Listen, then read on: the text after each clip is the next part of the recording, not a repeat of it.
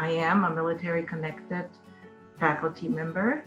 I've been, so to speak, married to the Department of Defense for 30 years. And you probably remember the saying when way back when if the military wanted you to have a wife or a spouse, they would have issued you one. So that was me. And I'm very happy that the situations for military families have improved since then. One of my previous jobs, as the associate dean, I built bridges, and it was very important for me to build bridges for our students, not only to the community, back to the community where they lived in, but also to University of Arizona main campus in Tucson. So I'm really happy to be able to continue this bridge building. Not only did the Air Force really shape me into something quite different than I was just out of high school, but it also taught me a lot of other things that I never knew about the military, our government's involvement in all parts of the world, as well as what it really meant to have a different sort of family that was outside of my biological family. I spent my total 10 years pretty much overseas, Hawaii, Japan, and Italy, and I loved my time in the service. It was absolutely amazing. What I found when I got out was that there were a few transitional challenges, to say the least. I got out and started teaching high school, which you can imagine was a lot different than interacting with my military colleagues. And then decided to move on to a PhD program at the University of Missouri. And what all of those experiences taught me, the military taught me structure, it taught me responsibility, it taught me all those things that I didn't come to the military with. But then going through a high school experience, and it taught me the ways that I should maybe serve as a role model. Once again, that notion of service still playing in the back of my mind, but not fully appreciating it at that point. But then when I got to teaching college and realized all of the various ways that there were just not very many people that looked like me in my college setting, in my classes, or anything like that, and I vowed that part of what I would do was that I would try to be that role model, not only for underrepresented students, but also those underrepresented veteran students who have an entirely different experience. I enlisted in the Air Force, and I was an airborne radar operator. And I learned to carry out the mission. And sometimes the mission was a bit dangerous, and I decided if I ever get back, I will study 10 times harder than I did. I went back to college, and I did not fit. I was Outstanding College Teacher of the Year at Michigan State in the Modern Language Association. So I was getting awards for simply carrying out my mission. And as a veteran, I didn't see action, but there was some danger. But if I had challenges adapting, the self-awareness that you mentioned, the changes in the rest of my life started with being a veteran. And so I can identify with veterans because as we know, we can adjust, yes. Do we fit 100%? No, we don't. And sometimes I say, thank goodness. When I was driving home for the first time after my deployment in 0405, I hadn't been home for 15 months. I remember driving by the Safeway on my way home thinking, oh my gosh, I've got to get groceries. I don't even know where to start. How do I restock my shelves to put food on my shelves?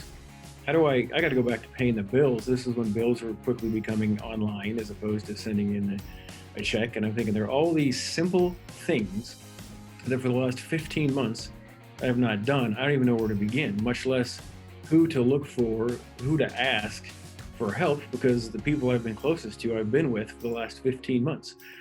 And so when I look at this project, what an amazing opportunity to build that conversation, bridge that conversation of that military experience, that military culture, to the civilian culture, to the academic culture, both for our service members and veterans transitioning out, but also for the civilians who on the other side may have no understanding or no appreciation for what that military culture is, what it's like, what we've lived, and how that is transitioned back into the civilian society.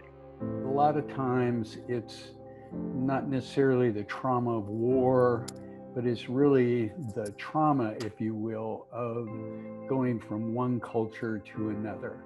And so that what has happened is we have this gap between civilian culture and military culture.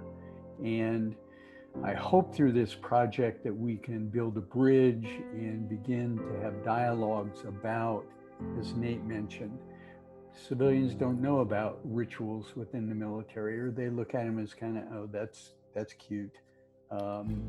They really don't understand the importance of it. At the same time, the other side of the coin is a lot of times the military community or veterans tend to view civilians as these people who can't stand in line straight. They're very individualistic, which again, if they come from a communal culture back to an individual culture, that becomes a source of irritation. So what I'm hoping through this project is we can have some dialogues and hopefully create some understanding between those two cultures, and rather than everybody going to their separate corner or doing the perfunctory thank you for your service and then move on to another topic, that we can really have some deep dialogues about the different cultures, how they impact people. I know Nate and I've talked at length about just from a developmental psychology framework, an 18-year-old, 19-year-old going into the military, just their brain development is such that they're in a very vulnerable, important life stage. And so they go into this different culture, they hopefully mature there, and then they come back and now their brain's developed in a different way because they've been in a different culture.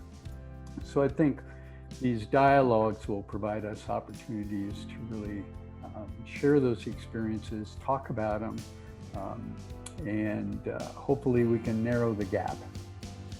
Part of it's going to be World War I all the way to Iraq and Afghanistan. And hopefully for veterans, what they'll find out is, you know, like Cody will find out that Vietnam veterans went through similar kinds of things, so that for veterans, they can understand they're not alone in that transition, that that's a normal part of the process. You're going to wander around lost. You're going to forget how to go grocery shopping, you know, before you just go to the chow hall and that's it. You know, everything's taken care of for you till all of a sudden now you're responsible for yourself. And to find out that everybody that has gotten out of the military has a similar kind of experience. So it can help people, veterans, say, okay, this is part of what goes on. So I think that's another part of this aspect of this project, is helping veterans connect with other veterans. My interests are really between working with the civil military intersection, civil military divide, in terms of what that looks like and possible challenges. So I do that professionally with my work as a federal contractor with the U.S. government, working with the U.S. Army still. And it's something that's really close to me. I personally am still going through being a veteran student. And so having those aspects of what do you do, how do you integrate into that larger academic arena, and see how that goes. When a person leaves civilian society, or so-called civilian society, they move into a different culture. Many times in the past, we used to think of this as a subculture, but especially since we moved away from conscription in 1973 to the all volunteer force, what we, again, targeting back to the civil military divide, we essentially have people who choose to leave one civilian individualistic kind of motivated culture and go to a collective, which is an older, some might call more primitive type of culture, but it has its own mythology, its own history, traditions, rituals, a lot of things that people, I don't think, really understand how fully they impact them. Combat in that aspect is very emphasized in today's discussions, but I think sometimes overemphasized. I don't think people pay enough attention to what the rituals and the mythologies that take place in basic training, advanced training, their duty stations, the families. They really are kind of a unique set. And then when they leave, you're leaving a collective, which I feel is very powerful, and moving it back into an individualistic society that doesn't really have the rituals, traditions, the things that to pull them back into that.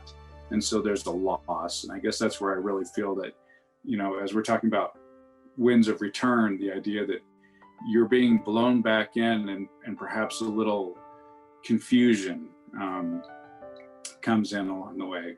And it's that intersection that I think we're really trying to look at with this project. I think our project is more than ever relevant in this time, in this time period, not only from the perspective of veteran students connecting to the community and to other veterans of different time periods when they served, but also to initiate conversations, dialogues with other community members that are not familiar with the military way of life. Those skills are super important today. Our military connected students bring their diversity to the table, and the racial issues that we face today, COVID, all those factors are really are important topics. And I think that our program not only builds bridges for the students within their community and the so-called civilian world, but also will inform the discussion on how to lead dialogues in a politically charged time period, and also time period where people, because of fear of COVID, are starting to isolate themselves.